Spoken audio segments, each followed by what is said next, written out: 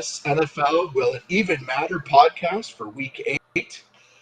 I am Sean Goodwin. You can find me on Twitter at BigNumber55. I am joined by Doug, the founder, Shane. You can find him on Twitter at Big Number. No, sir, not Big Number. Bankster17 at BanksterDFS.com. As you can see, we are 2 this week because we are Sans the Biguta. He's not with us this week, but he'll be back on Sunday for the lead into lock, the live lead into lock on Sunday to help you with any final news, injury news, everything like that. This is, that's always an important show, even more so, I think, this week because we'll have some weather issues. I'm going to pop in on Sunday with my dirty slot, and I'm also going to pop in with little weather updates. Actually, we're gonna put on a couple of hats this week, and we're gonna dabble in the weather industry there and see if I can't get that on. So we'll see how that goes. 50-50 chance it's going to rain. It's not going to rain. Play this guy, play that guy. Tune in on Sunday for that. Dougie, how are you doing, my friend? I'm doing great.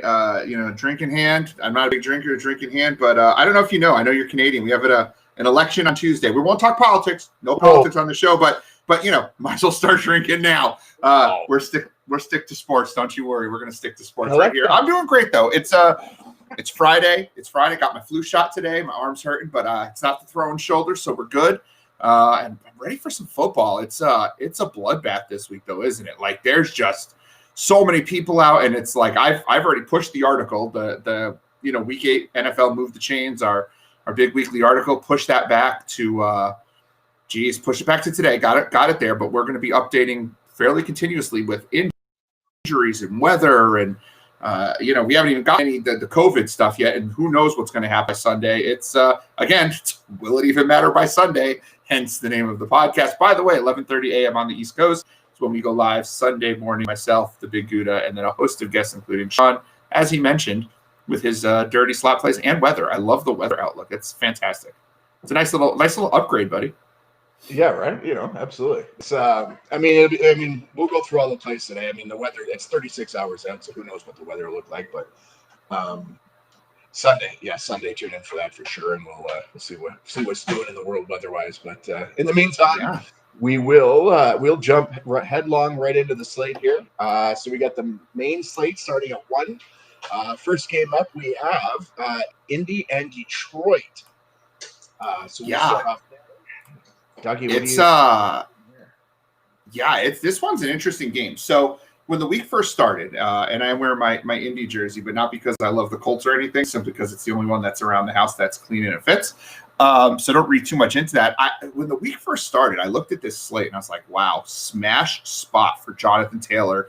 Let's get him into our cash game lineups. I don't know what happened between Sunday when I first thought that and today when I published the article. But Jonathan Taylor is now listed as bad chalk for me this week. I think he's going to be real big chalk. When you look at the running backs for this week, there's not a lot outside of Kamara and maybe Kareem Hunt at this top end. So a lot of people running to Jonathan Taylor. But let's talk about why I think Jonathan Taylor might be bad chalk week. First reason is I just don't think the Colts are using him correctly. He had that first week when he had 6 receptions or 6 targets and 6 receptions. And the second week when he had 26 carries, oh wow, this is going to be a workhorse back. This is Derrick Henry catching passes. Like this kid's going to be amazing. We all threw him in our cash line the next week, and 13 points. 13 carries for 13 points. Yikes. 17 carries the next week. All right, not bad. 12 carries and carries. You're getting 10 to 12 carries from Wilkins and Hines on a weekly basis. He's only had those 4 targets last week, 3 targets the week before, 2 weeks ago when they're on the bye last week. But 1 target, 2 targets. He's not being used like a workhorse. And it's $6,600. Not 100% sure he's going to give us the volume we're looking for in a cash game play. But then it's like, well, it's Detroit, smash spot D. Is it? Let's take a look at what Detroit's doing this year. No doubt, the first couple weeks of the season, Detroit was getting hammered on the ground. I mean, 149, 259, 109, 164. But the last couple of weeks, 44 and 64 yards allowed on the ground to James Robinson, who's one of the top PPR scoring running backs in the NFL. to Todd Gurley, who, yeah, I understand Gurley's not the same, but he leads the NFL with 8 touchdowns. And yeah, he scored the 2 touchdowns, but he only had like 65 yards on 23 carries. And that second touchdown, they let him score. He shouldn't have, but they let him score. And he was a cash game play that week. James Robinson was a cash game play the week before. Both of them, not great.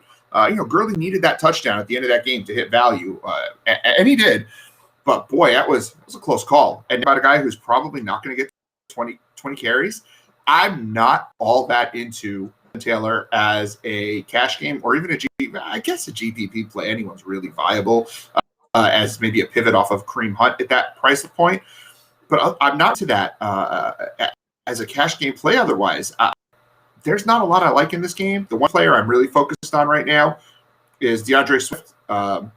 Colts have a really good defense, but you can beat them a little bit on the ground. And Swift's listen, he's not going to get there with carries, right? He has 14 carries as his top game this year, but he had 9 carries last week. He did get in the end zone again last week. It's that target share that's really good for him.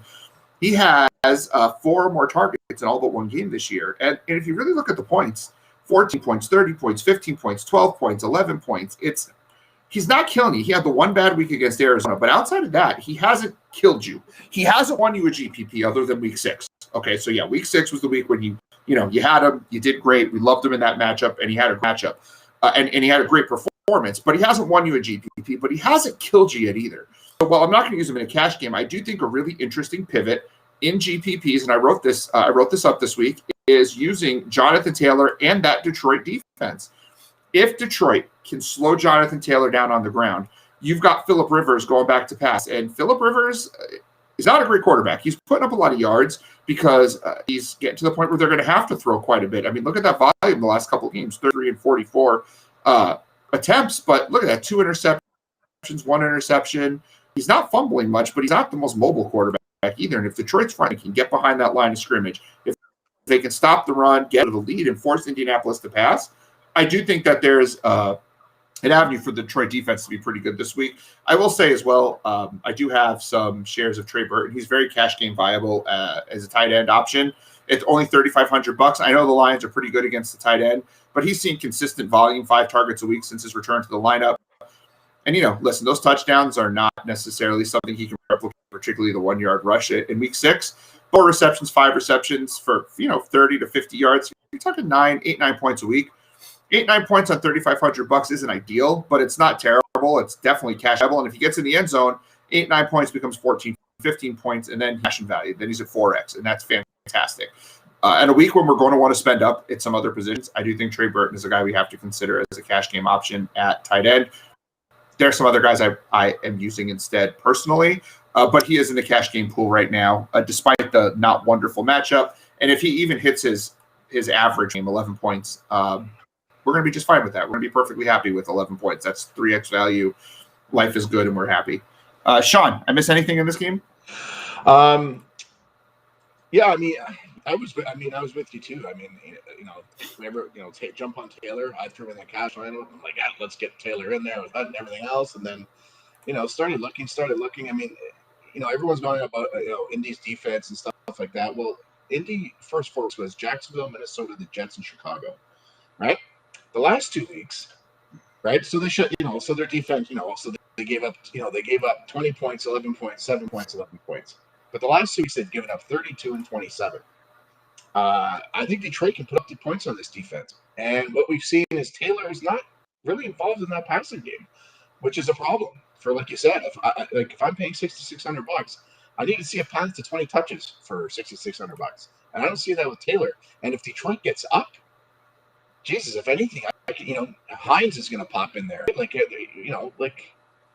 I've quickly dropped off of the Taylor train this week for sure.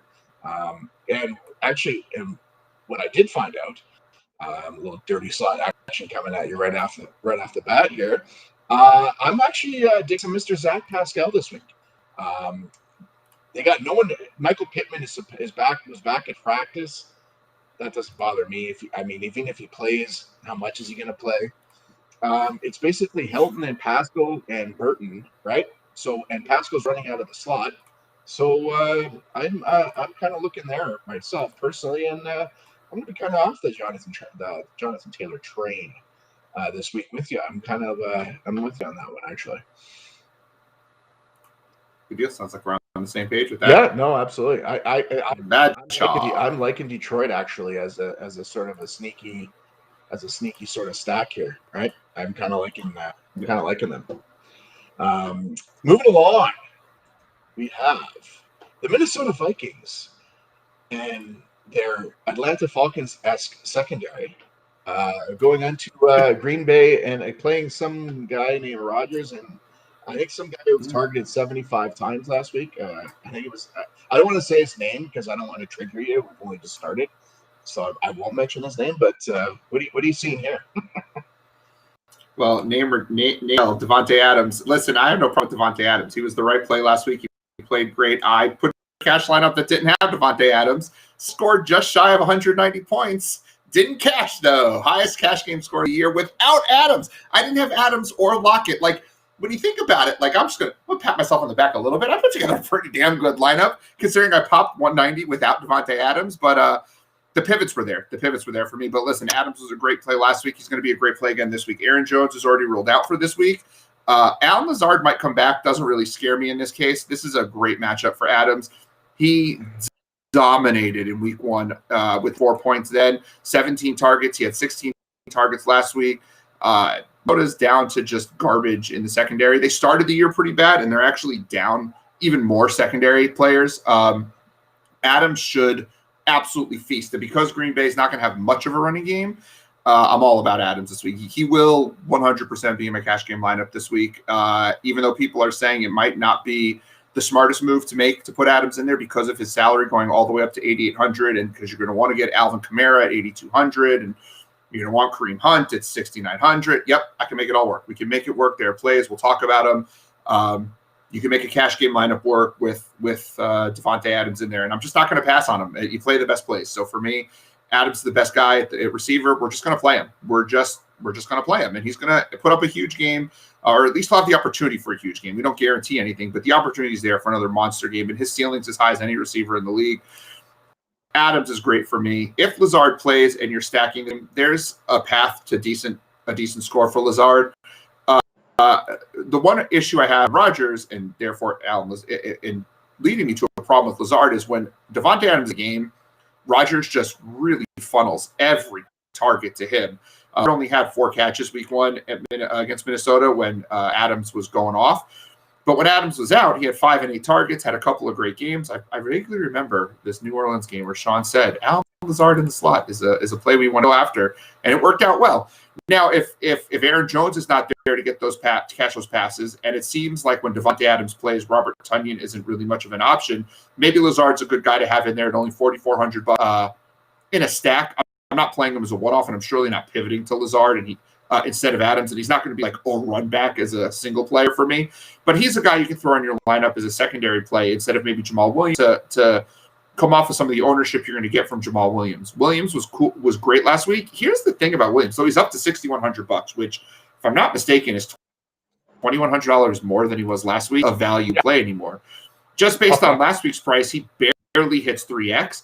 He had the 5 targets, and here's what's crazy. Here's what I don't get about Matt LaFleur. Like, he's not giving Aaron Jones 23 touches, but somehow Jamal Williams, he comes in as a starter, he gets 23 touches. It makes no sense. But if this is how they're going to use them, he's an option as a cash game play potentially, but definitely as a GPP option. But that price is going to make it really hard. Why is it going to be hard? Because if you're playing Aaron Rodgers, you're playing Davante Adams, you're probably going to want to run this back with multiple players from Minnesota. And I'd be remiss if I didn't mention my boy Adam Thielen. Listen, I love Thielen when he's playing from the slot. It's not a secret. My feelings on Adam Thielen when he has to play out wide, but with Justin Jefferson playing out wide, he gets to play a little more in the slot. He did that week 1, crushed the Packers, 34 points. He's just got crazy ups. I understand we could have a stinker, a 14-point game, 12-point game. It's there. He has it in him. These games tend to be more shootouts for me, assuming the weather's okay, and we're going to have to follow up on the weather because there could be a little breezy in this game. As long as those winds aren't getting above 20 miles an hour, I feel like Adam Thielen's an okay option. And time I played a Minnesota stack is the run back in the Atlanta game. I got cute and I didn't use Justin Jefferson. I was like, yeah, I'll just run Thielen out there. I don't need Jefferson. If you run a Minnesota stack, I think you got to run them both. And if you're running them both, that's where the value plays need to come in. Jefferson's upside is ridiculous. 100 yards, 30 points, 40 points. Like he's like, I get the first couple of weeks he wasn't so great, but now that he's found his way into this offense, since he's really started to see targets, he's been ridiculous. He's had one back against Seattle, which was a really bad game because that was a great matchup. But man, I just don't know how you can run a Viking stack without him. If you want to get cute with Minnesota, or if you're looking just for a cash game option, I think Irv Smith's the guy we got to talk. Irv Smith is taking over this tight end job for Minnesota. I used him Atlanta. He was fine. 11 points. Didn't blow up this late. Scores a touchdown. That's crazy for $2,500. He's only at $3,000 right now. He just needs 9 points. He's hit that in each of his last 2 games. He's had 5 targets, 4 catches, both those games. What I love about Irv Smith, athletic, gets down the field. Way more athletic Kyle Rudolph. Maybe Rudolph is the guy they're going to look at in the red zone. Dalvin Cook should be back for this game. He's questionable, but he could be back for this game.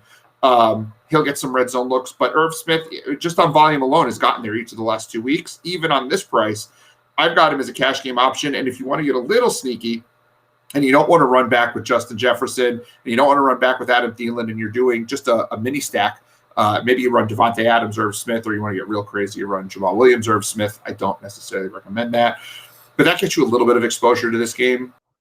Clearly, I prefer the Green Bay side to this game. I don't trust Kirk Cousins, but at $6K, that price it's a little dirty. It's a little low. 6, but you need to you want 4x from your quarterback. Every position's 3x, but you want 4x from your quarterback.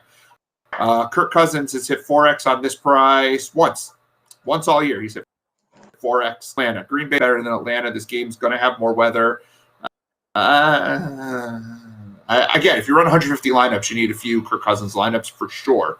But if I'm just taking 1 or 2 lineups, 5 lineups, whatever it is, I'm going to take the Green Bay side of this game. Sean, what do we got? Yeah, so Cook was a full participant in practice today, so he is on track to go. The only concern I have, Sean, is they did move him from no injury designation to questionable right after practice. So I think he plays too. Just something to keep an eye on. Yeah, I think 100%. But so I mean, this Minnesota offense with Cook in it, I think could open up huge for for Jefferson and Thielen if you got to worry about Cook too. I almost hope the weather calms down a little bit for us, so I can actually roll an under-owned game stack out here because everyone will be avoiding it because of the weather. But we'll figure that out on Sunday on the lead into the lock there. But yeah, no, I actually think this game goes. I think this game goes under-owned regardless because because assuming the weather stays relatively okay in the Cleveland game, the Seattle game, and the Cincinnati game, I think people are really into those games. I just don't see enough people talking about this game. I mean, that's a good thing. I think this game goes under-owned regardless. I will stack this game up. At least I'll stack this game up for sure, just for that. Like I'll run like an Adams, Cousins, Jefferson, kind of scenario. Williams, Irv Smith. Like I might just load it all up and on a line, and it is what it is. And if it goes off, okay, we could be lapping the field on that, right? For sure. Well, they're all going in the player pool for GPPs. If I'm running 150 lineups, they're all going to the player pool, and they're all getting a fairly high percentage, like a high percentage of usage for me. This is I'll try to be overweight on the field in this game. I really like this game. Absolutely, for sure. All right, moving along to a NFC North Division battle. We have the Pittsburgh Steelers heading into Baltimore to play the coming off a bye Ravens. Steelers coming off a couple of back-to-back road games. They are looking good. Deontay Johnson, I believe, is on track to play it. He's back. He was back next week, but his toe seems to be not an issue. These division games, man, these guys just beat the balls off each other. Like, these are wars. I love watching these games because they're just wars. It's just awesome. It's just football at its. If you like defensive football, these games are always. I mean, I hate them both with a passion, being a Cleveland fan, but it is there. There's some nuggets in here that I think I know of. But let's, Doug. Where are you going here? All right. First of all, I'm not playing this game heavily, though I will be overweight on the field on a couple of players in this game. And that's the number one guy I'm going to be overweight on the field on, I think, is Marquise Brown. I love him in this matchup. Sean clearly likes that play as well. The Pittsburgh Steelers are god-awful against deep passes. They're the worst defense in the league against deep passes. They've been burned by more receivers than any team in the league. A.J. Brown crushed them last week. Travis Fulgham a couple weeks ago burned them. Steve Slayton. Darius Slayton. Steve Slayton, blast from the past. Darius Slayton, week 1, burned them. This team cannot cover speedy receivers down the field. Well, I don't know very many receivers outside of Tyreek Hill that are speedier than Marquise Brown. He has not had that game yet this year. He's had a number of targets, actually. He's had a consistent 6+ targets, but look at his long catch in every single game. He's had one 47-yarder and hasn't gone above 33 yards on any other catch this year. That's going to get tested this weekend. Assuming the weather stays clear in this game, Lamar Jackson's going to take some shots. I love Brown as a one-off play. Every single week, I try to find that one guy who is a little underpriced, who's going to be a little underowned, who can absolutely break a slate. Last week, I thought it was DJ Chark or Tyreek Hill. Neither of them did that. But they both were the right guys and the right price to take that shot. This week, for me, it's Marquise Brown. If I got 6K sitting around or 6,100 sitting around, I'm putting him in as a one-off in every lineup that I can. Now, to a reason. Of course, it's not going to be 100% owned, but if he's 12% on the field, I'll be 30% on Marquise Brown. I really like him this week because he can break a slate, and this is the matchup to do it. If I'm running Brown in a mini stack, then I'm going to do that with either Deontay Johnson or Juju Smith-Schuster. I actually think Deontay Johnson's the guy that we can really look at because Johnson, people, the injury is something that's going to pull people off of him. He injured mid-game last week. He's been injured prior to that and missed the game.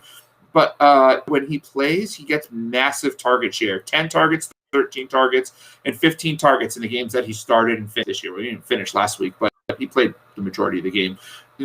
All he has to do is do what he's doing, and he will slam value every single week.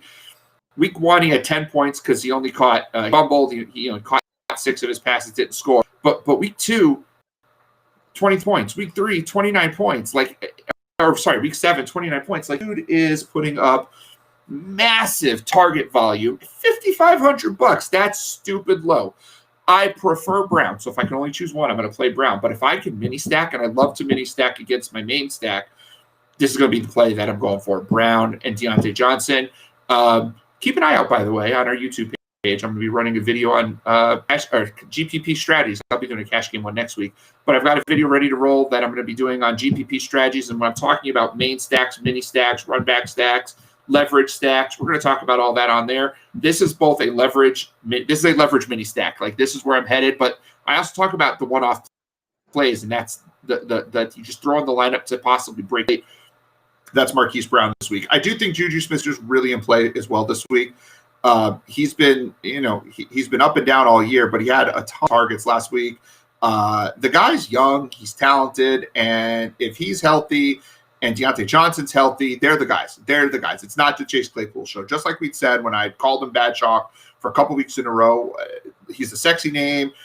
He's going to break an 80-yarder here and there. He's going to have a big game here and there. He's not a starting wide receiver. He's not the guy getting the volume. He's a guy. He's a guy who can put up a big play. He's that guy. But you're going to go for volume, Deontay and Juju. I prefer Deontay in this case, and running him back with Marquise Brown is great. I prefer to stack the Baltimore side with the Deontay Johnson run back simply because of the deep passing game. I won't run Mark Andrews in cash. And Pittsburgh's really good against the tight end, but if you're stacking Baltimore, you've got to put him in there because he has that upside. If he doesn't score, he's not going to do much for you, but when he gets in the end zone, he puts up a big week. And at $5,800, his price is down a bit. Really priced to stack. And of course, you run him with Lamar Jackson. I love stacking Baltimore simply because they're easy to stack. It's Lamar, it's Marquise, it's Mark Andrews, and run back from another team.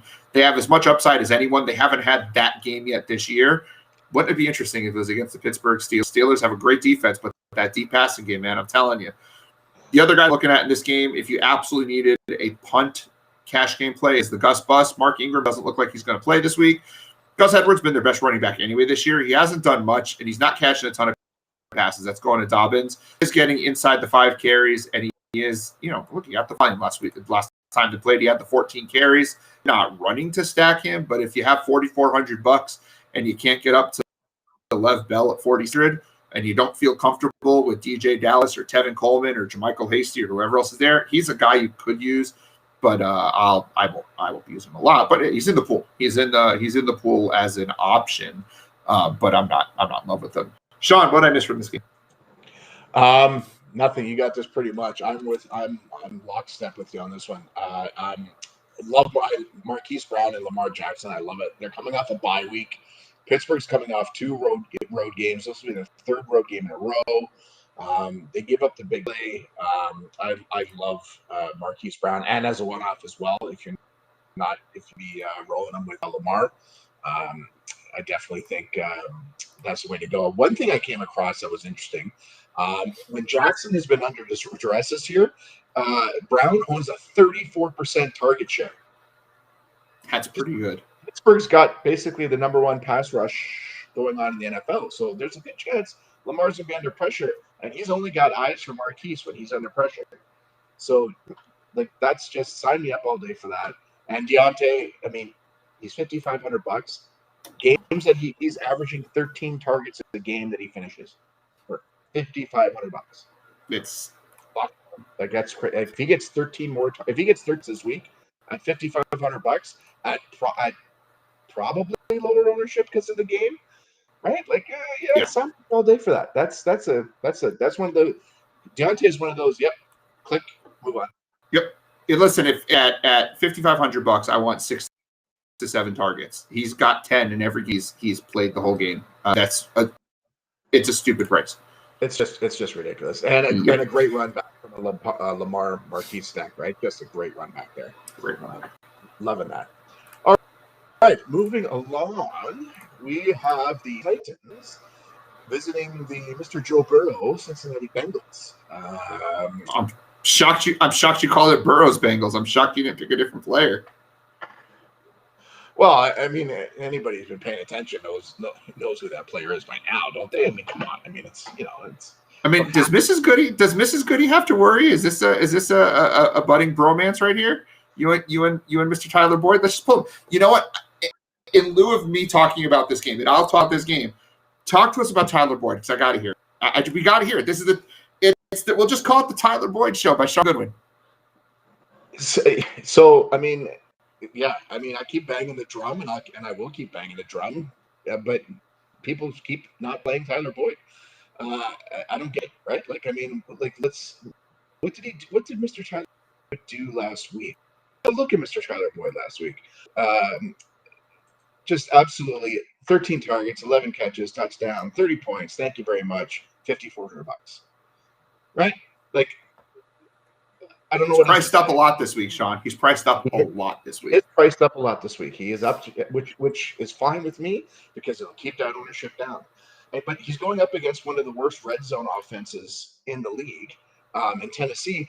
But here's the part that really cinches this all for me is Joe Burrow is tied with Russell Wilson for red zone passes with 27, but he only has 5 touchdowns on those 27 red zone passes, where Russell's got 17. And guess what? Mr. Boyd just happens to be second in the league with 17 red zone targets, but he only has 2 touchdowns. So if there's there's some positive regression this week against the Titans, who are the second worst and for touchdown percentage in the red zone, that defense can be had on Tennessee, absolutely. And I'm all, I might be rocking a Tyler Boyd jersey before the end of the season on one of these podcasts. That's how much I'm loving Tyler Boyd. And this week is just Joe Mixon I believe Joe Mixon has been ruled out, correct? He is ruled out. He has been ruled out. So, what's going to happen again? Joe Mixon, right? He's to 13 targets, 15 targets for Mr. Tyler Boyd. Yeah, he's at $6,600, but guess what? He's going to pay off that $6,600, and he's going to get in the end zone again this week. That's what Mr. Boyd brings. Big call. Big call. Listen, call.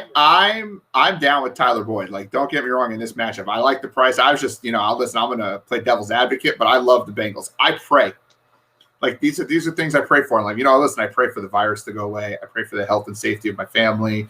I just pray for, everything to be to just be happy and everyone to be safe, the whole world. I pray for the wind to not be too crazy in this game as well, because this game has so much fantasy goodness. I love this game. First of all, Joe Burrow, before I even saw the price for this week, every Sunday, as I talk about every week on this podcast, I talk about how on Sunday night I sit down, I take a look at the coming week's schedule before DK even releases their prices, and I go, who am I going to like? I'm fairly confident. I sent a message in our members only Slack chat to you and the Big Gouda. I said, it's Joe Burrow and nobody else for me this week. Tennessee has been awful against the pass this year, and Joe Burrow just has stupid volume, like just a ridiculous amount of volume. He had gone under 30 attempts this year. And if I'm not mistaken, he's had 36 or more in every game but the one where he had 30 attempts. The touchdown regression, I've been talking about it. That at some point you don't throw as many times as he throws for as many yards as he throws for and not start to put the ball in the end zone. And he did last week with 3 touchdowns against Cleveland. The rushing touchdowns are nice too. They're a nice little bonus. But if you take the rushing touchdown out, he's still sitting at 32 points last week. I just think the volume is just way too good, and they're not going to run. You're not going to run the ball with Giovanni Bernard 20 times. So, and you don't beat Tennessee by running the ball. You beat by passing the football. So, and they have great weapons on this team. Boyd, Higgins, and I love Higgins. But by the way, AJ Green, 24 freaking targets the last 2 weeks for $4,500. Remember we were talking about Deontay Johnson and his 10 targets a game for $5,500 AJ Green has had 10 or more targets 3 times this year. 3 times, 2 weeks. He's actually converted those targets. Yeah, he's actually bounced back. We thought he was retired, and he's bounced back.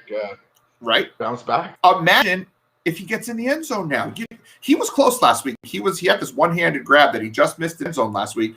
He puts one of those in the end zone either of the last couple of weeks. You're looking at a 5X. 5X. And it's AJ Green. It's not like we're talking about some schlub off the street. We're talking about AJ Green. Yep. He's going to – I prefer Boyd. I think I maybe even prefer T. Higgins because I just think he's explosive. But you can't ignore this target share. And let's be real. AJ Green hadn't played in over a year. Those 4 or 5 weeks were kind of like preseason for the last 2 years for him. Is it possible? He's just starting to round into form? I think it might be.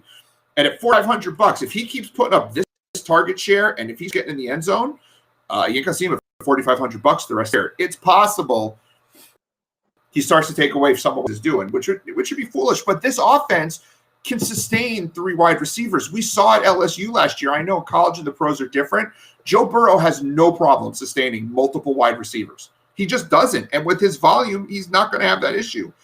The guy who suffers there is Drew Sample, but who cares? The tight end's not getting a lot of looks. Great. Tight end didn't get a lot of looks at LSU either. It's not Burrow's game. Burrow's so pinpoint accurate, though.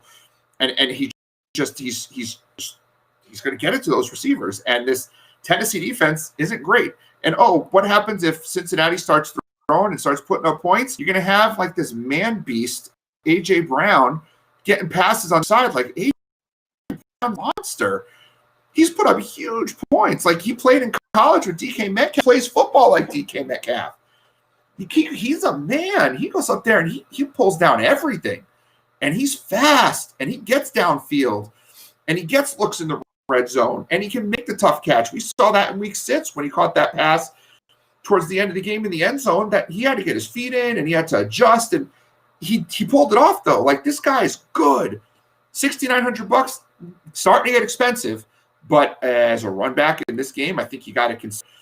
I do think a lot of people are going to be on Derrick Henry in this game because Cincinnati's not great against the run. But I don't know. I'm just gonna keep getting bit in the ass by using him. But I'd rather just run back with AJ Brown and Jonnu Smith since he's awful against the tight end.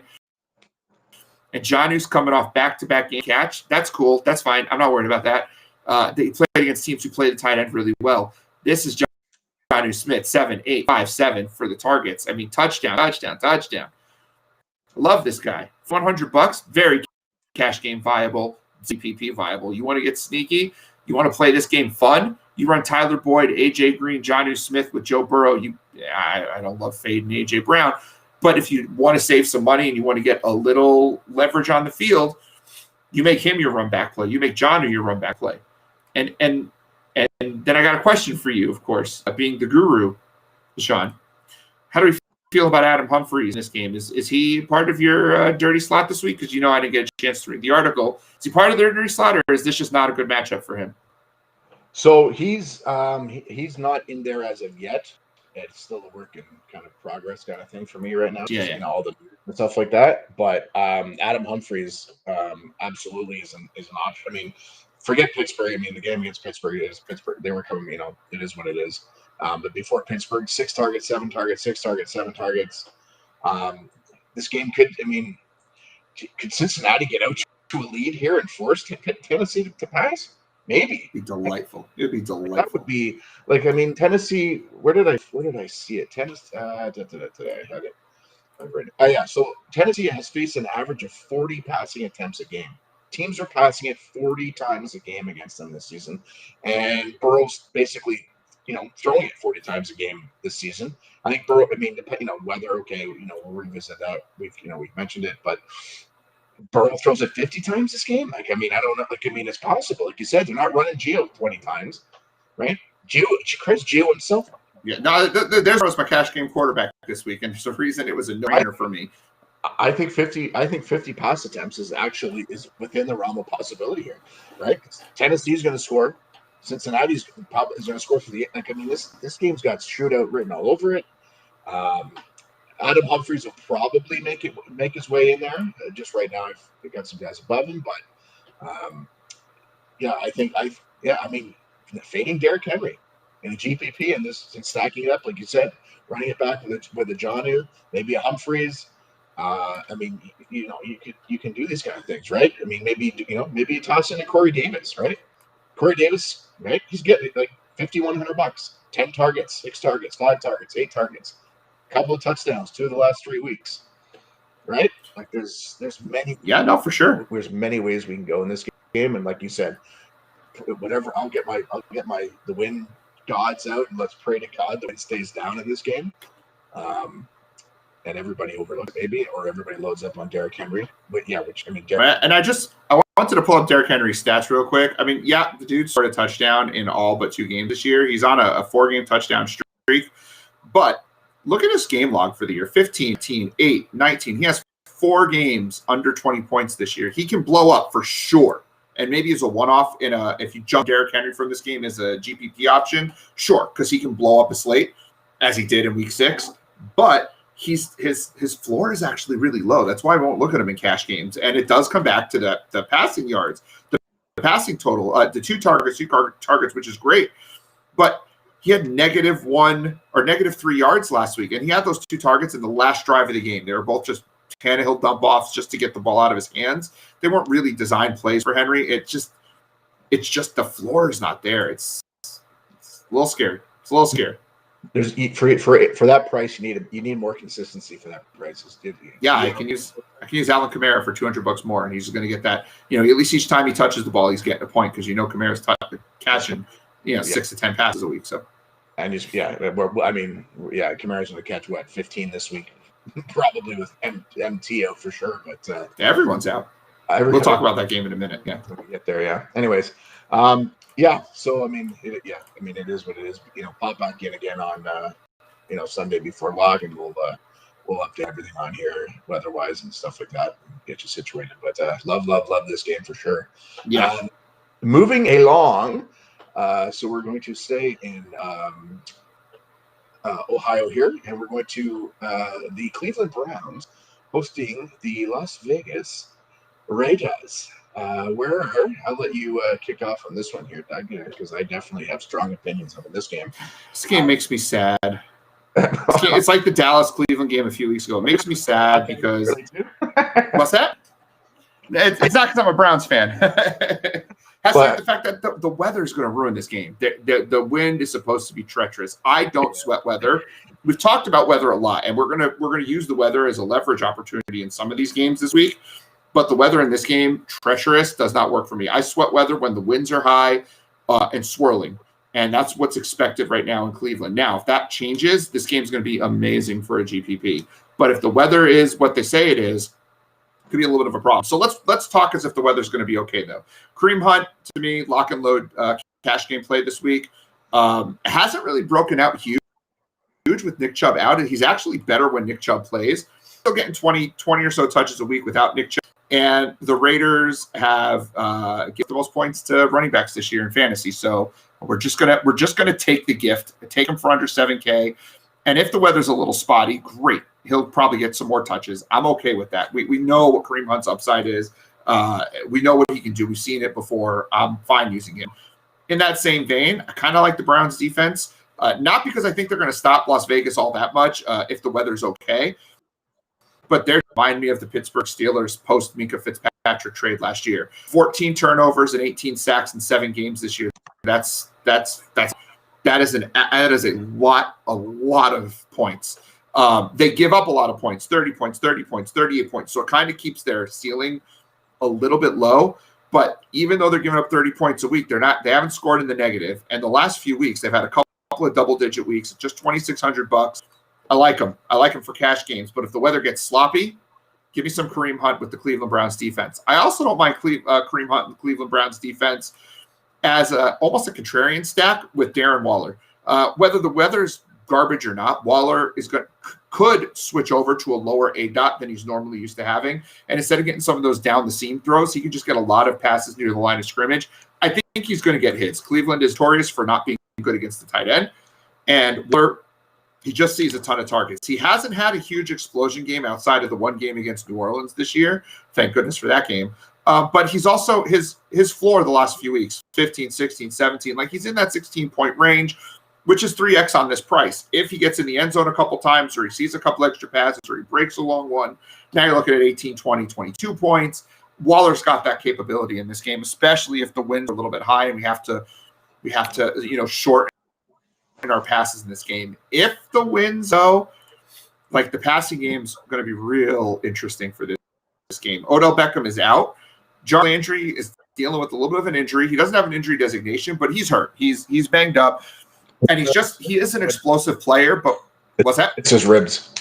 And that's gonna hurt the explosiveness. But that doesn't mean we shouldn't use Landry because he should still see a ton of targets. But I like me some Rashard Higgins. I've always liked Rashard Higgins, and now that he's getting involved in the games a little bit more, and with Odell Beckham out, he's going to see some targets. He only saw 2 targets in weeks 5 and 6, scored in each of those weeks, and he's been in my value play section of my article the last couple of weeks. And this week after Beckham got hurt, 6 targets for 100 yards.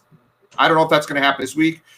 The yards perhaps, but those it's very repeatable. 6 targets isn't a big deal for him as the starting wide receiver and the one who doesn't have cracked ribs.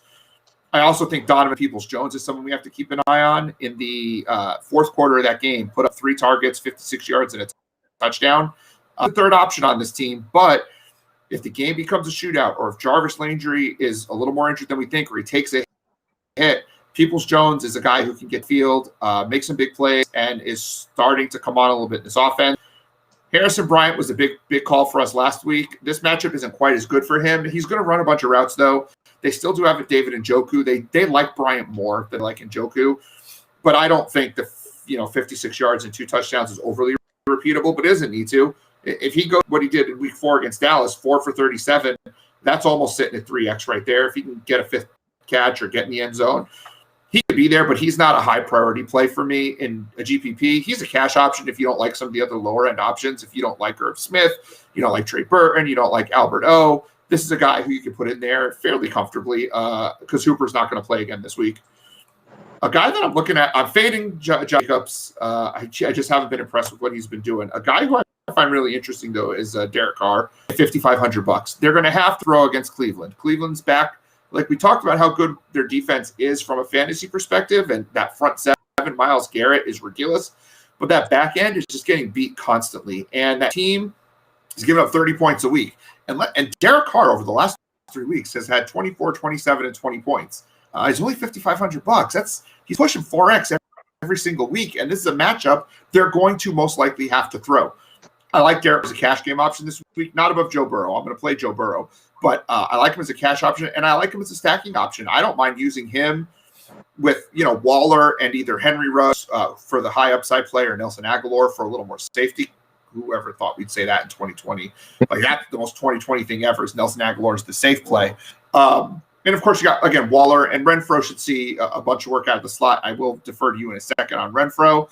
But I like Derek Carr. And then you run him back with Higgins or Hunt or Peoples-Jones, or maybe Landry if you want to spend up. I mean, there's so many options to go. This is just like that Green Bay Minnesota game. I'm going to take every single one of these skill player offensive guys. I'm throwing them into the player pool, and I'm going to, if I'm making 150 lineups, I'm going to find a whole bunch of combinations with these guys. And assuming the weather's okay, I'm going to be at or above the field on this game. I just think this is going to be a real fun game. So yeah, let's just hope the weather's okay. If the weather's not okay, we shift over to Kareem Hunt, Brown's defense, and some Darren Waller. And I think that's a nice contrarian stack we can use with a bigger stack from a different game. Shawnee, what did I miss? Tell me about the slide. Is Hunter Renfro the guy this week? Hunter Renfro is in the dirty slot this week. Absolutely. He's before we get to him though, Jarvis Landry is actually making an appearance in the dirty slot this week. Oh, I missed out on that.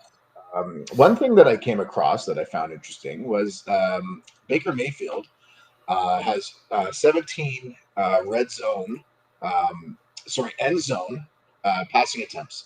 End zone passing attempts. Of the 17, 15 went to OBJ. 15. So where are they going to go now? I'm betting on Jarvis Landry is going to be first up in that pecking order. Harris Bryant is going to be, I would imagine, second in that little scenario. Yep. Getting those ends. Yep. But they got to go somewhere. And I found that interesting that, Mayfield actually at the top with Chubb and Hunt. That's kind of jumped out at me. But 15 went to OBJ, and that was like, all right, well, they're going to go somewhere.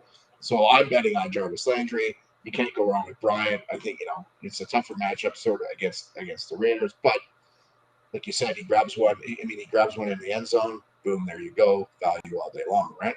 Exactly. And then on the other side, Hunter Renfro, like you said, everyone, Darren Waller, absolutely. The Browns are as soft across the middle as they're just brutal across the middle. They're just all day long. I love Waller. So the key with all this is with the weather is these slot guys, right? Short slants, lower A dots. Unless we're talking about, unless it gets, unless we're, sustained 25, 30 mile an hour winds all game. These are the guys that we can get leverage. These will be the leverage guys that'll be sneaky because people will just they'll go to San Francisco and Seattle. They'll just bypass these games because one thing we know is, especially in DFS, people are very risk averse, right? True. Yes. They want to play the sure, safe thing. Well, that's not going to win you a GPP. You got to throw some risk in there. And like Doug says, this is a great game to pivot. If we find Sunday morning that it's going to be 35 mile an hour winds all day, boom, Hunt, Waller, Browns defense, call it a day, move on to the next game, right? Like there's a lot of options. But I love chaos. I did very well. There was chaos last week. I did pretty good. We're gonna help you guys do pretty good this week. The more chaos, weather, whatever injuries, the better. Because would you say, Sean? Would you say that because of the chaos, it would benefit people who are watching this stream right now to pop into the BanksterDFS.com members only Slack chat? It's part of what we get for $3.99 a week. You get our articles, our player pools, and the best Slack chat in the business. And it's not just for football. We cover every sport: college sports, pro sports, niche sports like NASCAR and tennis and golf and MMA and EuroLeague and all the college sports. And it's just $3.99 a week. You get everything. And the real money to me, the real money is the Slack chat where we can just interact with our community. You can check that out at banksterdfs.com/subscribe. And I think that's what Sean was trying to say is, right? It's like, you got to be on top of things. Come check us out in that Slack chat so we can talk to you more than just us, just rambling on here. We can actually interact and private message and look at your lineups and answer your questions. And I think that's what Sean was getting at. And you would have been on Curtis Samuel last night if you were. You sure would have. You would have been on a lot of things. You would have been on a lot of things the last few weeks. You would have been on Harrison Bryant last week. You would have been on Curtis Samuel last night. And Sean, I know, is going to throw his plays in there. And you can talk to the entire team, including our newest writer, Chris Ardrey. PGA Showdown writer. Welcome to the team, and just the whole team's in there. It's good stuff. Absolutely. All right, shameless plug aside. Moving along. We're going to rainy Buffalo, New York. Another play. We're gonna be. It'd be good to get somewhere where there's gonna be no weather issues, but we're not there yet. But anyways, we got just a sort of an ugly game for me. Just gross. Just all kinds of gross for me. What are you thinking on this one, Dougie? I'm thinking, look, watch the DraftKings page. We're gonna move on to the next game. Yeah, there's nothing. I will say there's just this game just is stinky. There's just the Patriots right now, gross. N'Keal Harry and Julian Edelman are going to be out, so maybe Jacoby Myers gets some work. James White is a little interesting. I do think if Stephon Gilmore is out, it's a little bit of work for Diggs, but I just think in general avoid that game. That's why we're even wasting our time with this game because there's just nothing. There's nothing of value that I would choose that player in that game over any other game on the slate. I will say though, Buffalo's currently only a 3.5-point favorite. I think that number's too low. I think they beat the Patriots pretty handily by more than 3.5. I would throw a little wager on that game, and I'm not sure what the total is, but bet the under. Bet the under in that game, especially if there's weather. Bet the under. As long as that total's 42 or less, 40 or less, bet the under. That game's not getting out of the 30s. Maybe temperature or points. And then Bills minus 3.5 seems really good to me. But we also have betting, by the way, Bang, in our Slack chat. We do talk about betting, so just throw that out there too. Absolutely. But yeah, let's move on to the next game. So what I heard you ask me, Sean, wasn't what do you feel about the Bills and the Patriots? I heard you say, what do you think about this Jets and Kansas City game? That's what I heard. Well, I mean, I love this game. I love this game for this week. I love this game. There's a couple of things that I don't know. I love this game. I'm doing my research for the Dirty Slot. I came across a few things. Are we nuts? I'm like Denzel Mims and LaMichael Pirine. Are we nuts? Let me tell you this. Denzel Mims, and this is the stat that credit to Pat Mayo, the great Pat Mayo, who 2 years ago beat me out for DFS Writer of the Year. But no one better to lose to, right, than Pat Mayo. But the great Pat Mayo put out a tweet the other day. Since 2005, there have been 17 teams that are 14.5-point dogs in the NFL. 17 teams, 14.5-point dogs.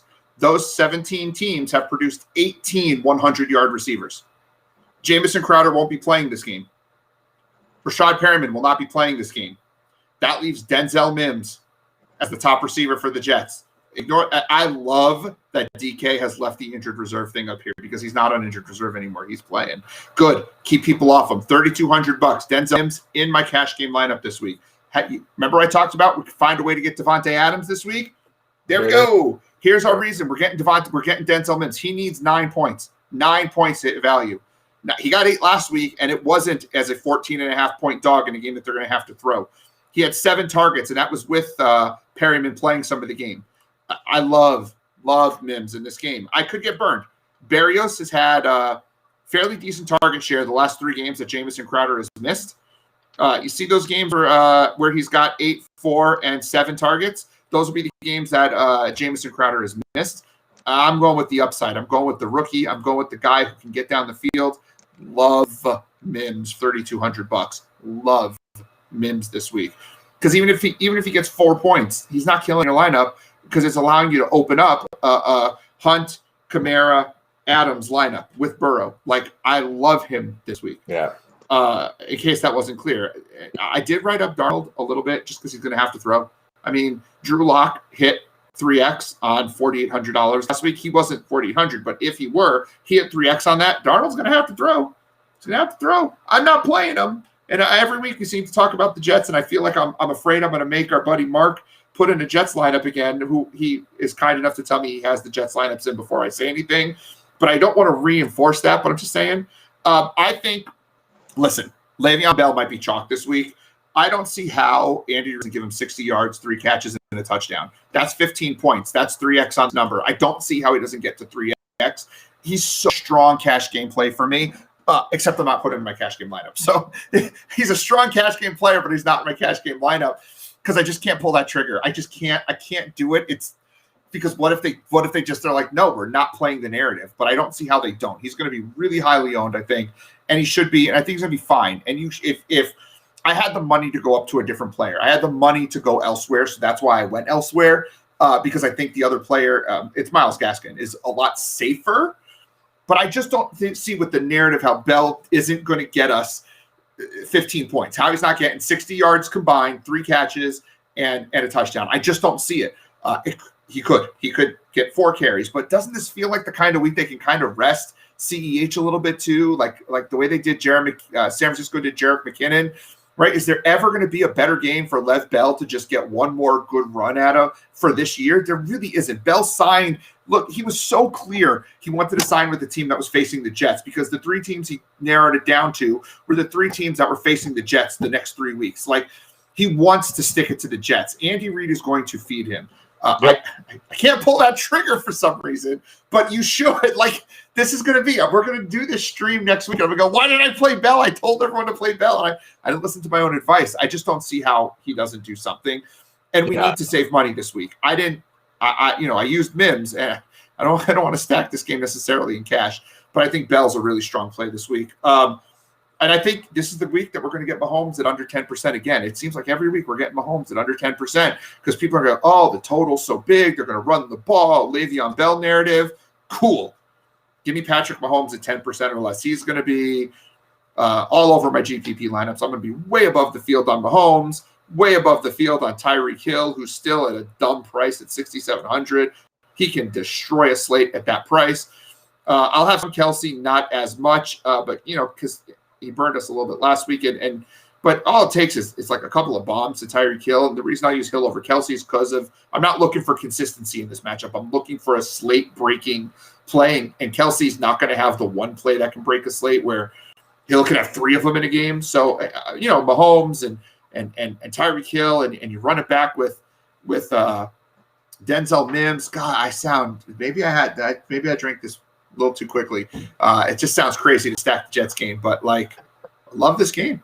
I love this game. I do. I just think this game is going to be fantasy goodness, and no one's going to play it. No one's going to play it. I love it. No one's going to.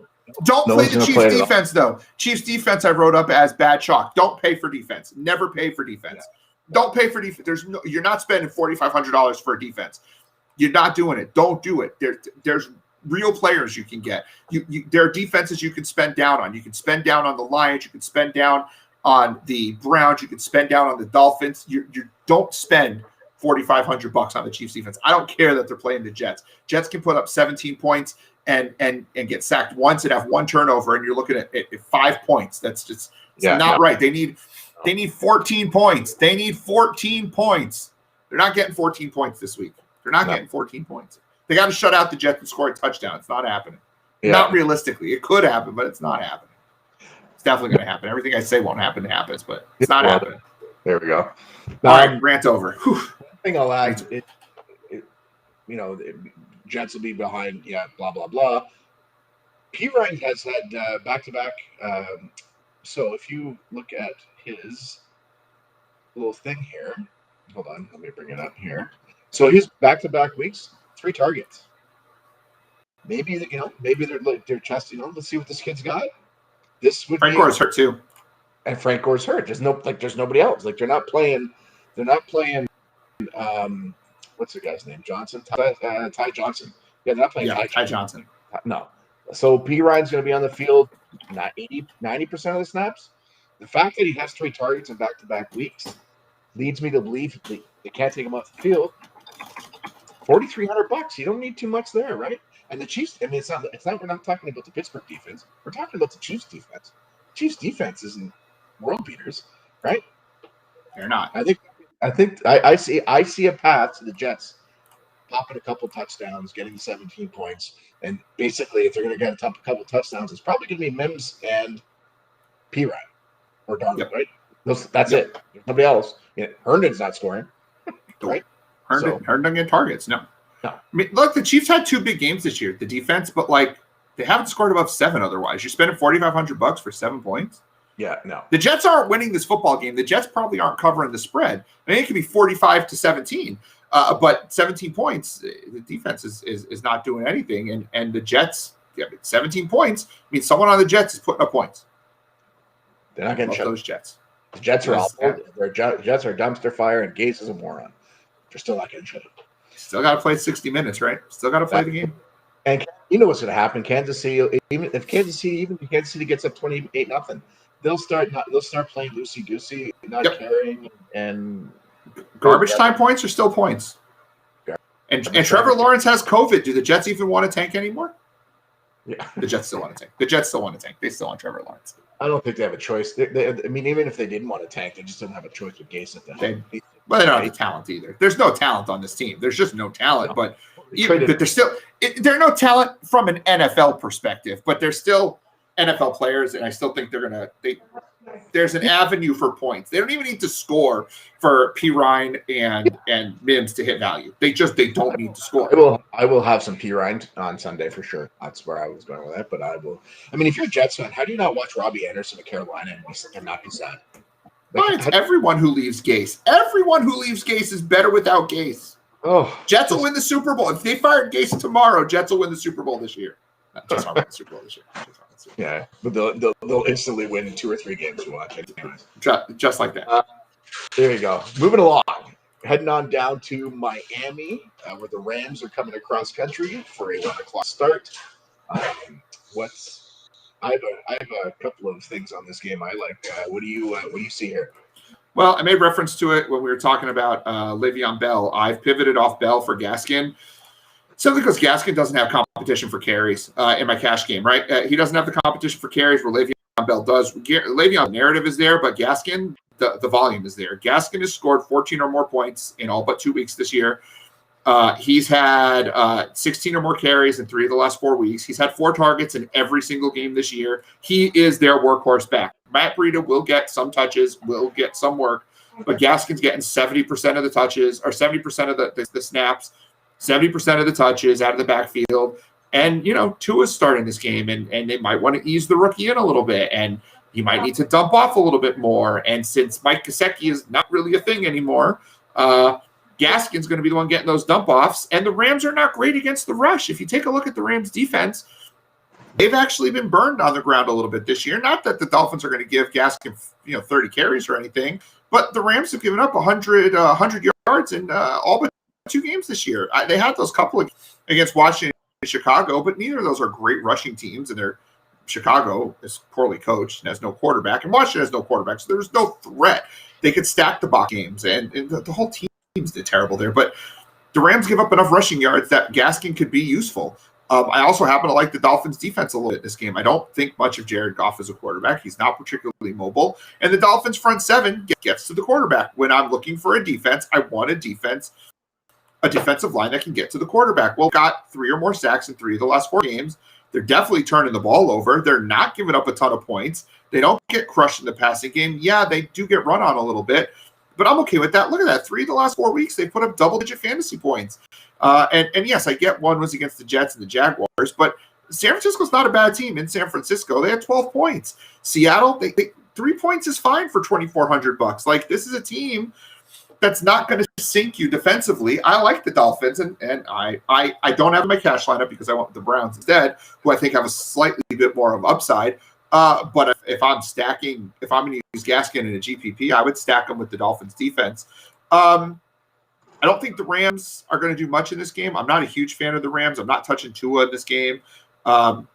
For me, it's really and the defense. Listen, if you want to spend $3,000 on a defense, which I don't do, or $3,800 on a defense, which I definitely don't do, the Rams defense has been just putting up points, double-digit points, 3 of the last 4 games. Not a great offensive line. Rams defense is going to be fine, but I'm not spending $3,800 on a defense. I won't. It's not going to happen.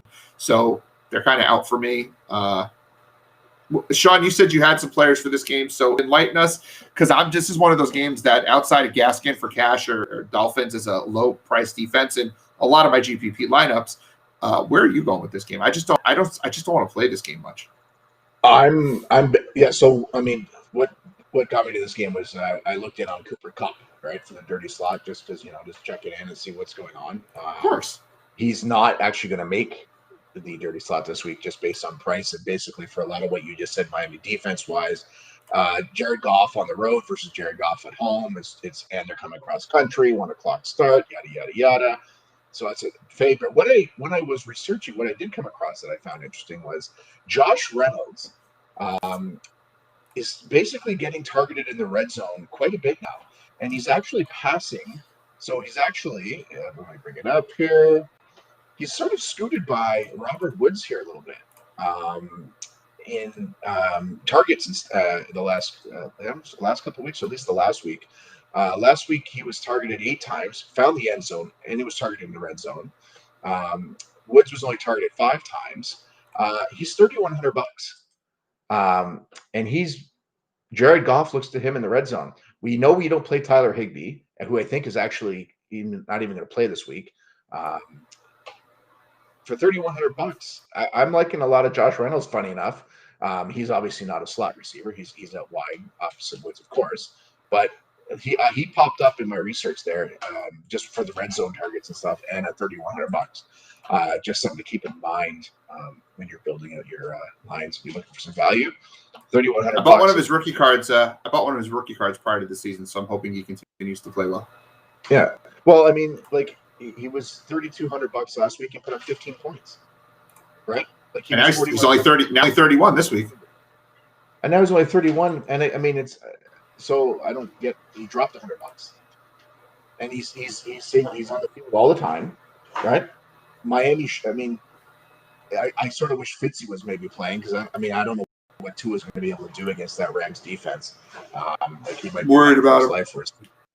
Whereas Fitzy would have been able to put up some points and keep the Rams passing, right? But just that's what I came across. Josh Reynolds, $3,100.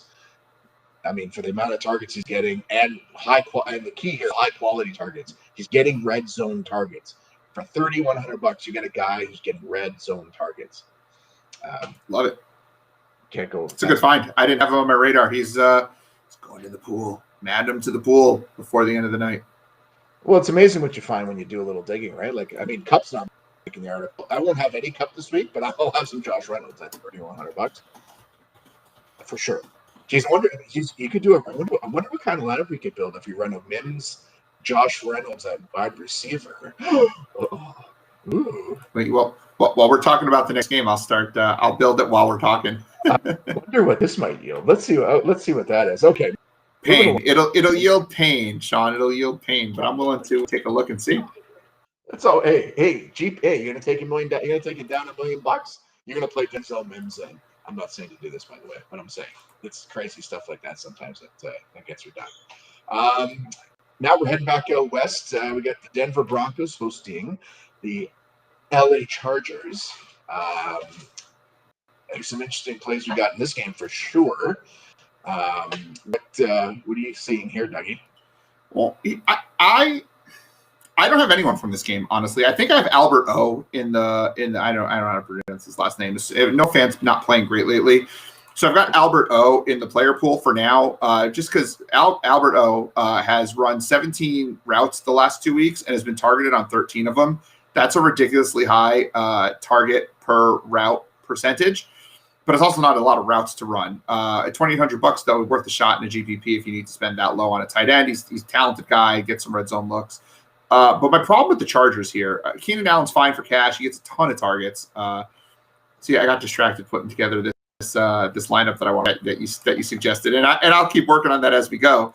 But you take a look at Keenan Allen; he's fine for $6,200. Very much cash game viable. Not sure you can fit him in with Davante Adams. We just don't have the money. Well, you could if you move off of Brandon Ayuk and go down to Le'Veon Bell for Myles Gaskin. Again, I'm thinking about my own personal cash build, or if you go down a little bit elsewhere. But the target share is there. We talked about Deontay Johnson's target share, and he's got similar target share. Has a quarterback that absolutely loves him, with all those targets, and a quarterback who's not afraid to throw. But here's my problem with stacking game. Besides the fact of getting just some differentiation to my lineups from just continuing to stack Cincy a lot, what is Herbert going to do for me in this game that Joe Burrow's not going to do? I get it. He has more touchdowns over the last 3 weeks than Joe Burrow has all. Fair. Total fair point, but that's just we can't live and die on touchdowns, right? We have to look at volume. Well, Herbert's had a couple of games of 40 attempts, but he's also had, games of under that 36 attempt mark. Burrow's only been under 36 attempts once all year. Herbert does have the 300-yard games, which is great. Burrow has more at a higher percentage. And Burrow's $700 cheaper, and he's at home, and he's in a better matchup. So I guess the point that I'm trying to make is, in what scenario, if I'm just playing one lineup, right? In what scenario am I playing the Chargers over the Bengals? I'm not in any scenario other than he'll be less owned. But will he, though? People are all over Herbert this week. I've heard him talked up a ton this week. Everyone loves what he can do. He can run. He's fearless. He loves throwing those deep passes, and he's got deep passes in every single one of the games. His weapons aren't nearly as good as the weapons that they have on Cincinnati. The matchup isn't as good. He's not playing at home.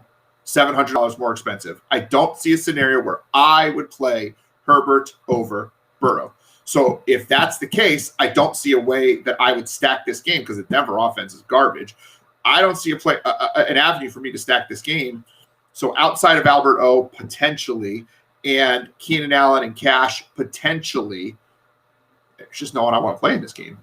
If you are uncomfortable with Burrow, yeah, Herbert's a really nice pivot, and Cash, if you have the $700 to spend, but I don't, nor do I want to.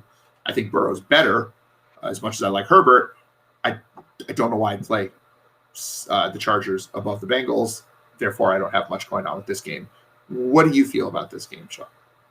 Got nothing. I got Alberto. That's it.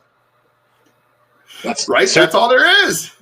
I got Alberto, and this. I found the same thing you found about the 17.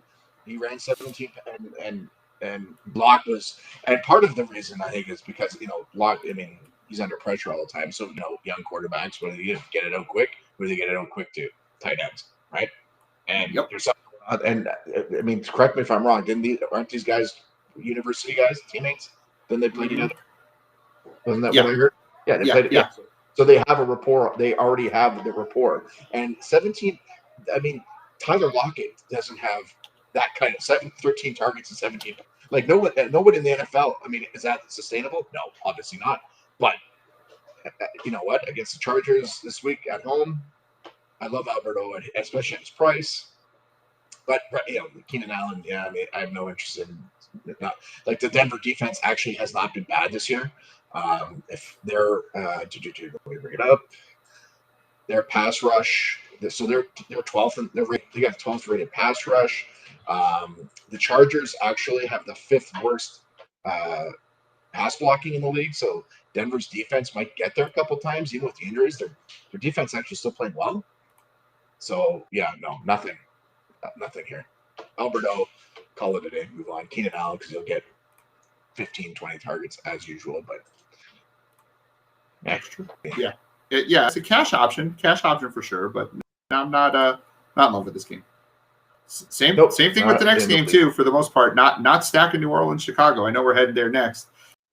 We're talking about not stacking New Orleans, Chicago game. Alvin Kamara and Cash. Yeah, yes, please, 100%. No team. I know you didn't ask it, so I'm just rolling into this game. No team. This is a crazy stat. Saw this. Ryan McDowell does the Scott Fish Bowl along with Scott Fish. Ryan McDowell posted this on Twitter. No team has given up more running back one games than the Chicago Bears this year. Most fantasy points to running backs, but no team has given up more top 12 performances to running backs than the Chicago Bears. There have been 7 games this year, and 7 times a running back has finished in the top 12 playing the Bears.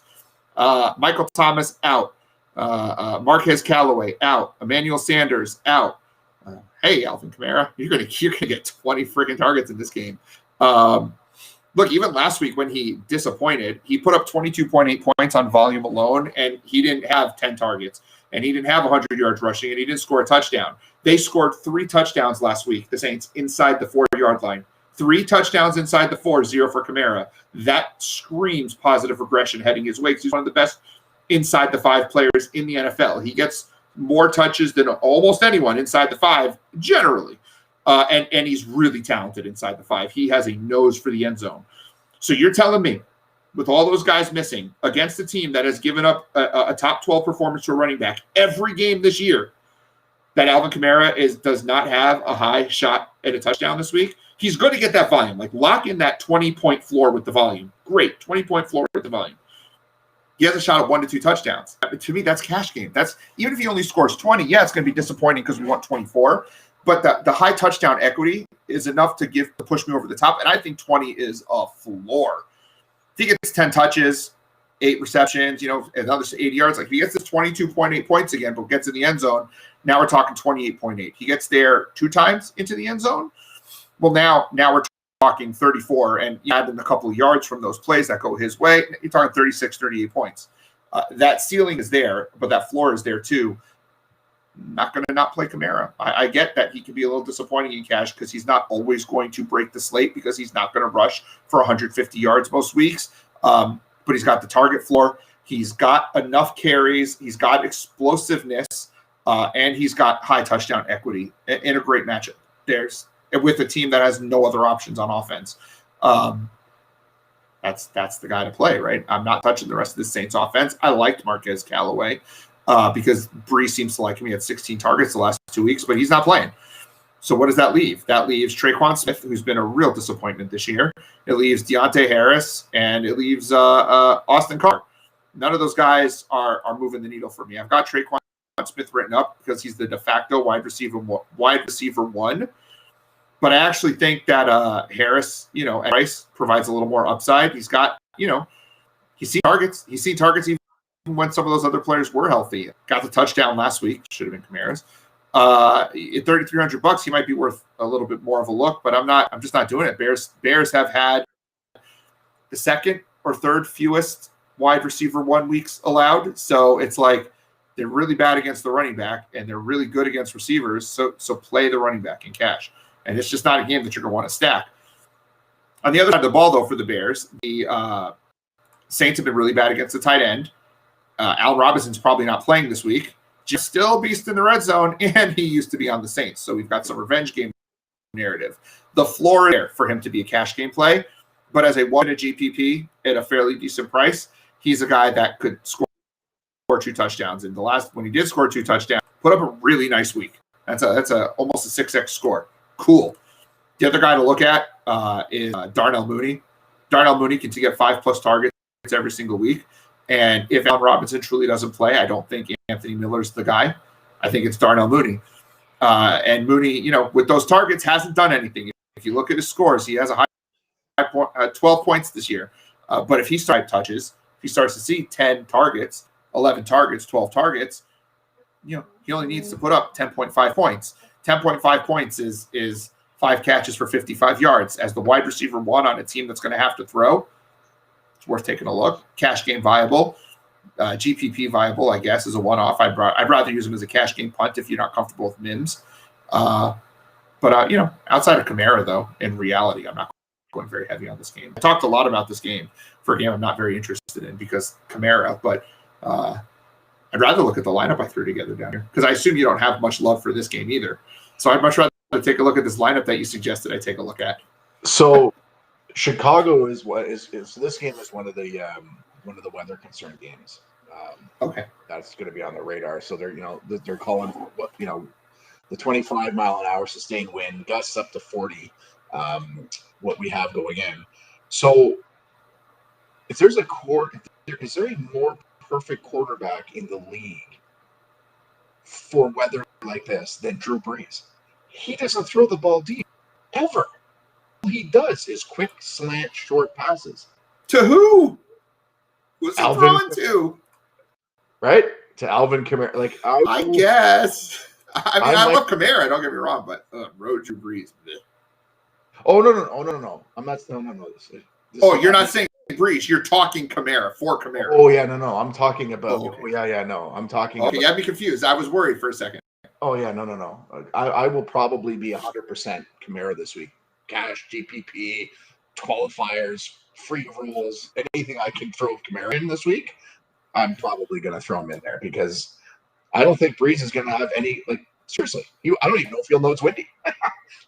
He just doesn't throw the ball anywhere. He doesn't throw the ball past 10 yards. So I mean, it's just yeah. And on the Chicago, I in fact I might have some Saints defense before I play anybody from Chicago.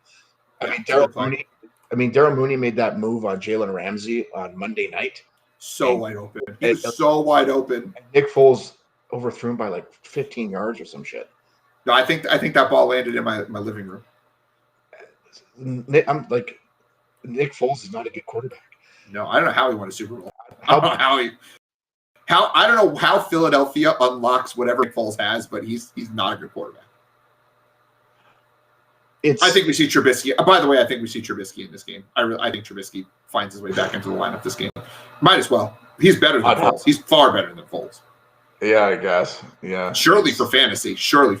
And I have a rookie card I need to sell, so I would love for Trubisky to come in and do something. You just need that one off the bench ceiling game like Baker did when he made his debut, so you can get it on eBay.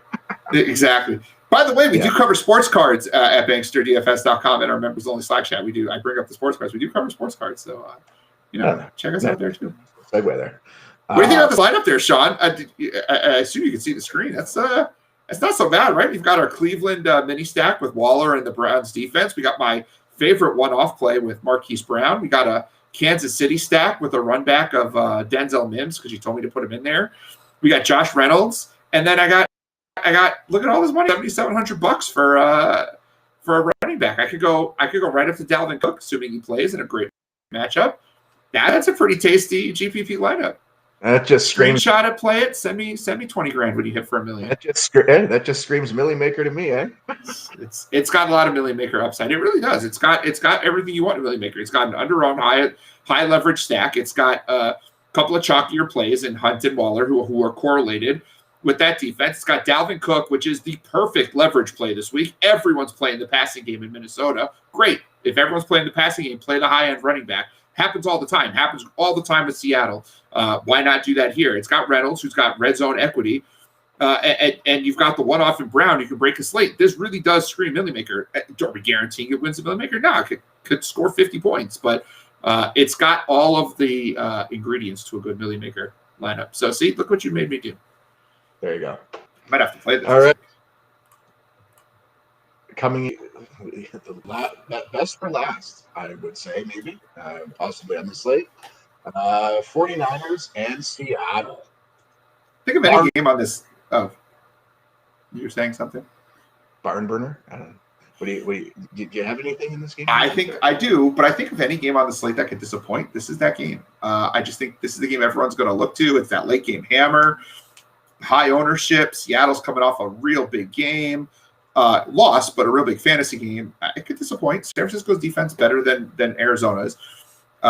Seattle has a great back line, but San Francisco's riddled with injuries. Seattle's riddled with injuries too. Carson might not play. Mostert's playing. Wilson's not playing. McKinnon, they're saying, has tired legs, even though he hasn't played for 2 years. Hyde's probably not playing. Homer's probably not playing. So that leaves us with JaMychal Hasty and DJ Dallas, except Tevin Coleman might be playing this week. He's practiced. They say he could play. If he plays, I dig him at $4,000. I can't put him in cash as much as I want to, but I kind of dig him. I kind of dig him as a GPP play. I'm going to go for the 49ers passing game. Jimmy Garoppolo, as people love him this week. He's going to have a ridiculous ownership, and I can't do it in GPP. If I'm stacking this game, it's going to be on the Seattle side. I mean, Jimmy G just doesn't have upside to me at all. He's 23 points in his high game this year, and I get that he hasn't played a defense this. He did play the Jets, and they ran a lot in that game. And I know they don't have a lot of running backs between if it's going to be Coleman and Hasty this week, but I think he'll do enough to make his receivers viable. I hope so, because Brandon Ayuk is lock cash game play for me this week, because Deebo Samuel's out and the running backs are all out, and you can't just throw Kittle 100 targets, I don't think. And Ayuk is a fantastic route runner. We thought that Jerry Jeudy was the best route runner coming out of the draft this year. Watch Brandon Ayuk run a route. He runs great routes, great hands, crazy along the sideline, can make the end zone catch. He's going to see a bunch of targets. He's going to see 7 to 10 targets this week with Deebo out, and I'm all about that against the Seattle Seahawks, who've given up more points to receivers than any team this year. I think Ayuk is $5,800, a little bit higher than I'd like to see, but I understand the pricing, so he needs to get about 18 points. I think that's doable. I do think he needs to get in the end zone possibly to get there, but he didn't last week. Still scored 20 points, so I'm giving him that shot. I do think that this game, 25, 28, 25. You know, it could come close to its total of 50 something points. I'm not sure it's going to be like a 40-30 type of a game. And I think people are stacking it like it is. I do think I have Tyler Lockett listed as bad chalk this week.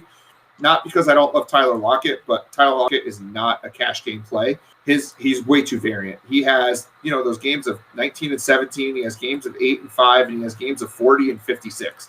He's GPP viable for sure, but he's not consistent enough for cash games, and this is really quickly becoming a lot like the Tampa Bay receivers, where one of the two is going to go off, but not both. And I still think DK Metcalf has the upside. If this is a DK Metcalf week, Lockett could score 8 points. But last week, when it was a Tyler Lockett week, Metcalf scored 4 points. Metcalf is by far the more consistent receiver, a more of a cash game option, but not at $7,500 for me. San Francisco defense, which isn't horrible, for sure. Even though I think it could disappoint, I'll be underweight on the field on this game, but that doesn't mean I won't have exposure. If I have 150 lineups and the field is 15% on this game, I might be 8 or 9% on this game on the Seattle side. But I just think there's a potential for disappointment in this game. But that running backs, the low end running backs, interesting plays. You know, I remember a few weeks back you threw DJ Dallas's name out in chat for one of the showdown games. He caught a couple passes last week. If everyone's hurt, it could just be the DJ Dallas show, and at 4K, maybe he's a guy who in there. I don't know. This game's a little confusing to me. I said I'm going to be underweight on the field. I've got Ayuk and Cash for sure. I do think the running backs pose an interesting option. Kittle is Kittle, so I stand Seattle's 5th against tight ends, but Kittle's a different beast. He's going to see the volume. But at 7K, I mean, you get DK Metcalf for 7,500. Am I going to play Kittle over DK? Nope, probably not. It's going to be more owned than I think. You know, go to Mark Andrews for $5,800. Save the $1,200 into GPP. Potentially better matchup. I'm rambling on this game. I just don't. Something doesn't sit right on this game with me. Something just doesn't sit right with me. What are your thoughts? Did I miss something on this game, Sean? Outside of me loving Ayuk, did I miss something here? Well, I mean, Seattle's not going to run the ball, and they're going to give up. They're going to give up 28-35. So Russ, I just think it's. Are they though? Does Jimmy G have 35 points in him against that Seattle defense? I think anybody is. I mean, Chris, yeah. I mean, this will be the. I guess this is the $1 million question essentially, right? Like, it really is. So you think this game's going to go over the total? Is that what I'm hearing? Like, do you think are we board betting this game? Or is this the Doug takes a stand on a game and looks stupid because I've lost 2 of 2 this year on my board bets? Is this that game? I think so. So the total's 54, and you're saying it goes over that total, or it gets to that. I'll give you 50 as the total. I say it goes under 50. I say it goes over. Okay.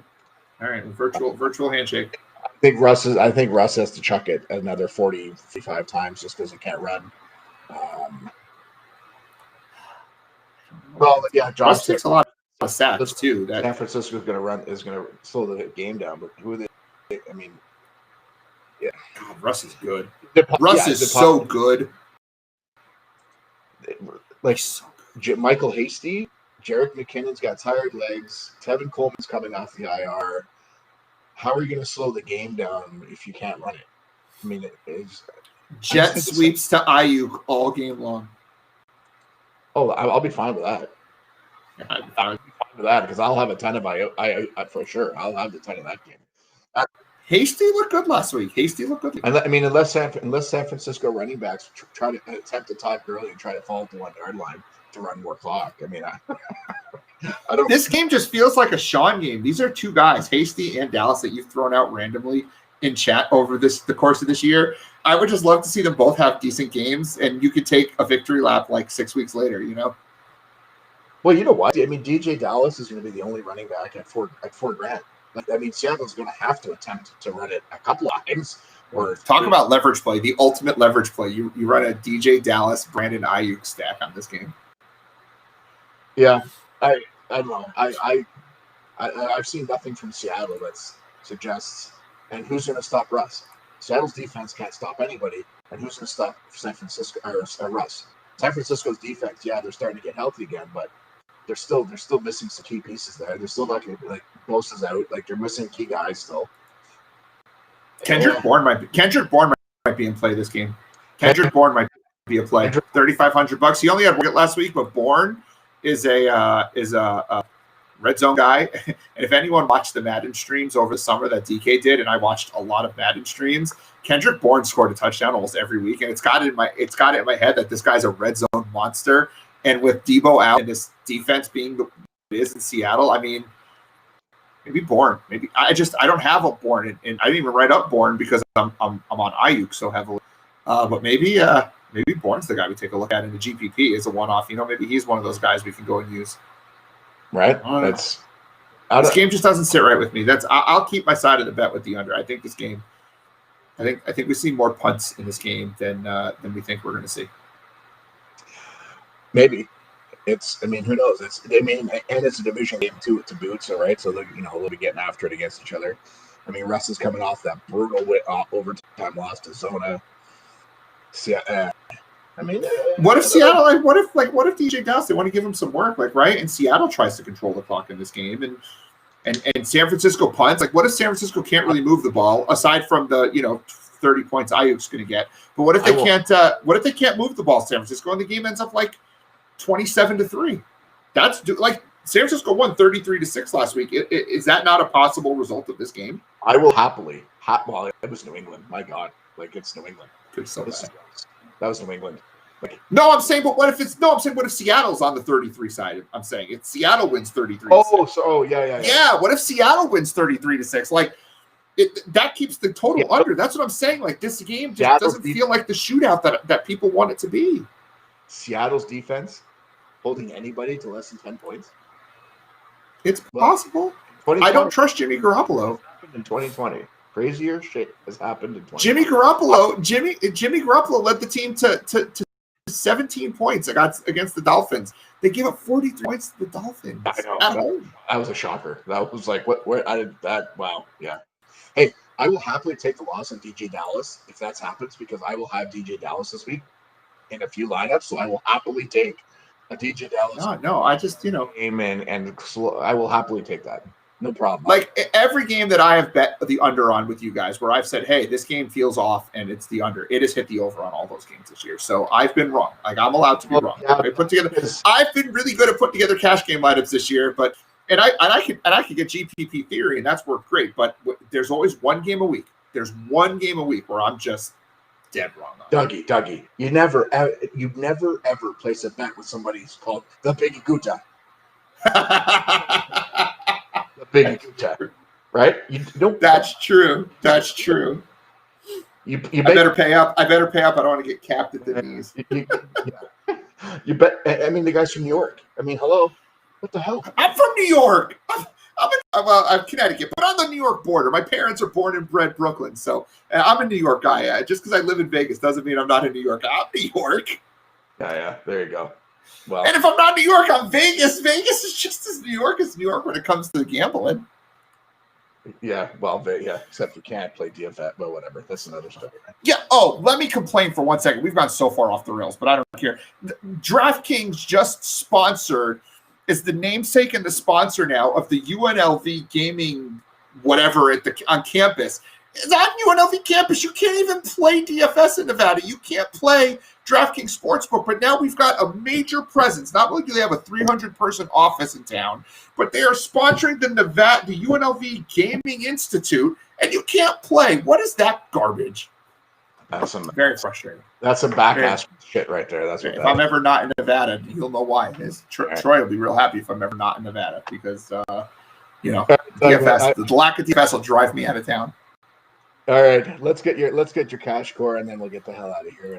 It's probably a good call. Thank God you're here to keep me on track. Cash core this week, it is Alvin Kamara, sure, love him. The Kareem Hunt, for sure. Brandon Ayuk, for sure. And while I will have Davante Adams in my lineup, I do think there are avenues to go without Davante Adams. So my fourth play is Joe Burrow. I just don't see a quarterback with the volume and price of Joe Burrow. Carr doesn't have the upside, even though he has the price. Herbert doesn't have the he's just too expensive compared to that, and I just cannot spend up for Rodgers or Russell in this lineup to get the other players I want. So it's Burrow, it's Kamara, it's Kareem Hunt, and it's Brandon Ayuk. Is there a particular cash guy that I know we don't, normally it's me and Gouda, but do you have a cash core for this week, or or is that not? Are we just slotting it up? No, actually, I'm basically right with you. Actually, Good deal. Yeah. Hunt is a lock across. Hunt and Kamara will probably be close to 100% locks across all of my lineups, and I love Ayuk for sure. Going up in Seattle, and I had Jimmy G, so I was looking at Jimmy G. You've talked me into Burrow for sure. I'm going to go Burrow and cash for sure. I like that. He could throw that ball 50 times against that Tennessee pass defense, and he'll put up 350. And come on now. I mean, Tyler Boyd's going to get targeted 15 times. Tyler Boyd's probably going to be in my cash lineup as well. I'll try to figure out a way to get him in there as well. I'm going to be, now that we're going to play Denzel Mims in cash, I can play anybody. Very true. I completely ignored the chat because I was on the wrong screen real quick. I just wanted to go. Hook is with me on this San Francisco game. He agrees that the under is potentially there. We have a few people who are in on that. San Francisco D's getting healthy. We've got what they want to run. Whoever the running back is, San Francisco going to slow the game down. Ooh, I wish I had stayed on the chat. I hate I switched over. I'm usually really good on being in the chat. The other question, Sam did ask, and we were talking about Burrow for cash. Concerns about the O-line injuries, kinda, but he's going to take the sacks. It's not going to stop the volume, though. I'm more concerned for Bernard with that. Tennessee's pass rush isn't great, and Burrow's still gonna throw. If he gets sacked a lot, great, more throwing for him. They get down, great, more throwing for him. Burrow's the volume's there for cash. I'm not O-line or not. I worry more about O-line for running backs or a team that has a really strong secondary, which Tennessee doesn't. No, Tennessee's got the fourth worst graded pass rush in the league. So actually, there it is. We'll actually have some time, and that's another thing. He's gonna have some time. Which that's how I figured out. No, that's how I got on Tyler Boyd this week. It wasn't because I was automatically going to play him. It's because I found the stats. Yeah, no kidding. I was playing Tyler Boyd. Gouda's got my back. We're good. Thanks, Gouda. So let's all right, wrap it up, Sean, because I'll ramble for an hour. I'll ramble for another hour. Wrap me up. The boss's ass. That's all this is you guys are kissing the boss's ass. Hook, Gouda, all you guys. That's all this is. Bunch of asses. I'm not a boss. I don't play that game. Come on now. I'm not a boss. I'm just some dude. I'm a guy with the name on the site. But other than that, I make the schedule and I organize shit. That's all I do. Hockey guys are goons. You can't trust hockey guys. Who trusts hockey? Love it. There you go. All right, wrap us up. Take us home, Sean. That'll do us for week 8. The Will It Matter the Bankster DFS Will It Matter week 8 podcast. He is Doug the Founder Shane. You can find him at Bankster17 and at Bankster DFS. $3.99 a week gets you everything we have. Go to banksterdfs.com. You get all the Slack chat. You get all this incredible free banter back and forth. Good Josh.